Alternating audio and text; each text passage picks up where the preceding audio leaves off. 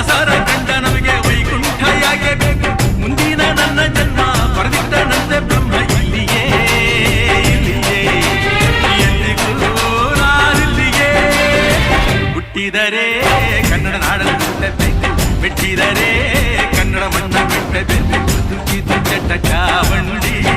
ಇದು ವಿಧಿಯೋಡಿಸುವ ಬಂಡಿ ಬದುಕಿದು ಜಟಕ ಬಂಡಿ